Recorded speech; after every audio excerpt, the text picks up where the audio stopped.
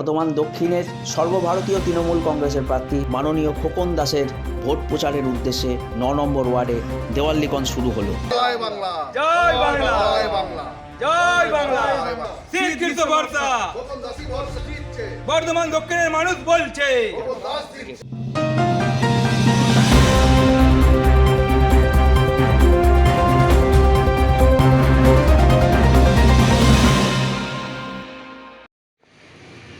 পূর্ব বর্ধমান জেলার বর্ধমান দক্ষিণ বিধানসভার সর্বভারতীয় তৃণমূল কংগ্রেসের পক্ষ থেকে যে প্রার্থী ডিক্লেয়ার হয়েছে খোকন দাস মহাশয়, মাননীয় খোকন দাস মহাশয়, ঠিকই ধরেছেন।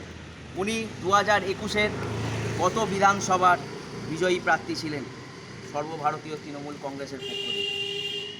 আসুন আমরা আরও একবার জেনে নিই ৯ নম্বর ওয়ার্ডের কর্মীবৃন্দদের কাছ থেকে ওনারা মাননীয় খোকন দাস মহাশয়ের জেতার বিষয়ে কতটা আত্মবিশ্বাসী রয়েছেন। প্রথমেই ধন্যবাদ জানাই সর্বভারতীয় তৃণমূল কংগ্রেসের সুপ্রিমো তথা বাংলার মা মমতা বন্দ্যোপাধ্যায়কে এবং সর্বভারতীয় তৃণমূল কংগ্রেসের সাধারণ সম্পাদক তথা সাংসদ অভিষেক বন্দ্যোপাধ্যায়কে, যে বর্ধমানবাসীকে বর্ধমান দক্ষিণ বিধানসভার জন্য মাননীয় খোকন দাস মহাশয়কে পুনরায় প্রার্থী করেছেন।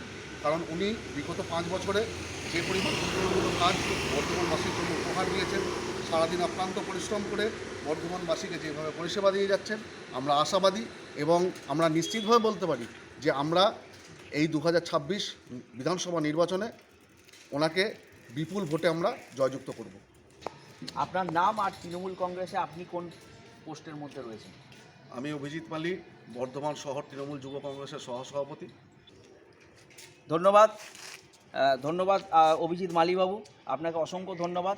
আমরা জেনে নিলাম ৯ নম্বর ওয়ার্ডের তৃণমূল কংগ্রেসের কর্মীবৃন্দদের কাছ থেকে ওনারা বিশেষভাবে আশাবাদী এবং ওনারা বলতে চাইছেন আগের বারে জয়ী হওয়ার যে ব্যবধান, ভোটের ব্যবধান, সেই ব্যবধান এবারে বাড়ছে।